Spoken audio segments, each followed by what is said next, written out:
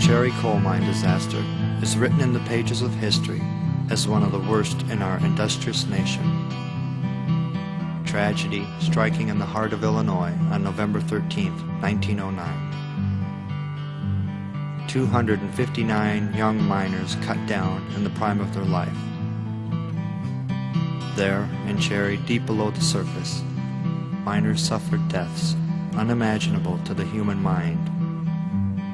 Trapped below, looking for an escape before the smoke and fire caught up with them.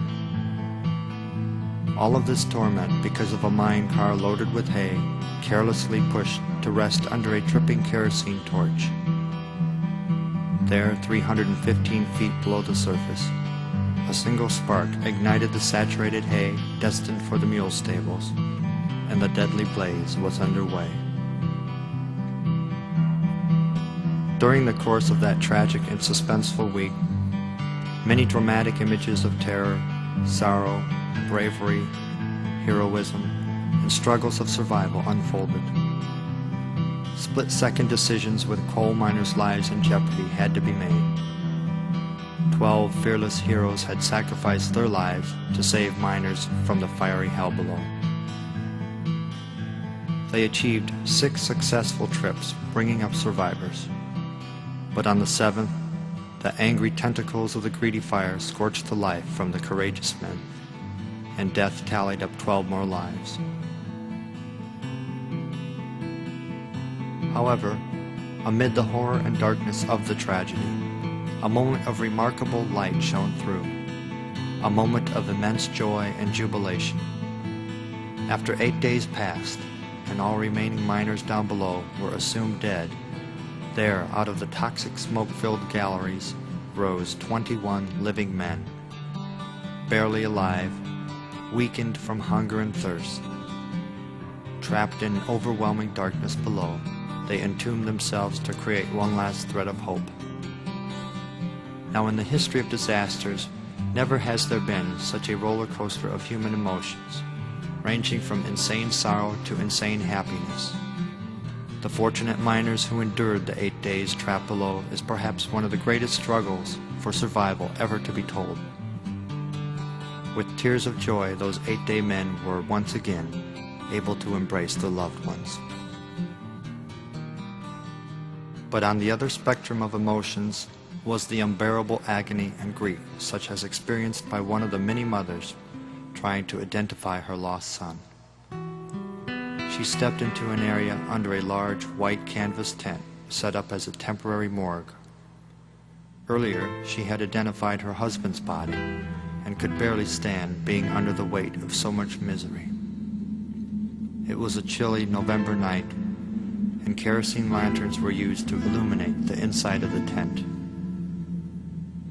The flickering lights of the lanterns cast eerie shadows that danced upon the sides of the tent. Shadows from the disfigured and mummified bodies laid out all in a row, and shadows of the trembling widows hunched over, trying to identify their lost loved ones. A scene of horror, only added to by the howling wind as it rippled against the canvas tent. The examiner held the faintly woman near the next corpse and slowly pulled down the sheet that covered the deformed figure. The weeping woman bent over to glance at the body.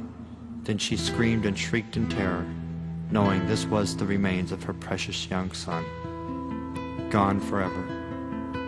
Identified not by recognizable facial features, but rather by buttons in which she sewed on his shirt.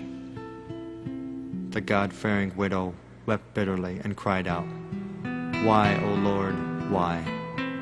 and then fainted over her dead son. Such dreadful scenes were repeated for many weeks to come before all the bodies were said to be recovered. Some believe even to this day that a few miners were not accounted for due to the massive cave-ins that buried them below. Today, the village of Cherry is still marked by the imposing man-made mountains rising from the northern Illinois landscape. Hills made by the coal miners, serving as the first memorial to the men who worked and lost their lives in the St. Paul coal mine. It was at this location where human emotions were stretched beyond their furthest boundaries. A tragedy that changed the mining industry throughout the country. The story shall live on because of its historic and dramatic interest. It will continue to inspire people in many ways that will help to carry on this fascinating story. After all, the appalling loss of human lives caused by the fire in the coal mine at Cherry, Illinois, calls for something more than just the recital of the number and the names of those who perished.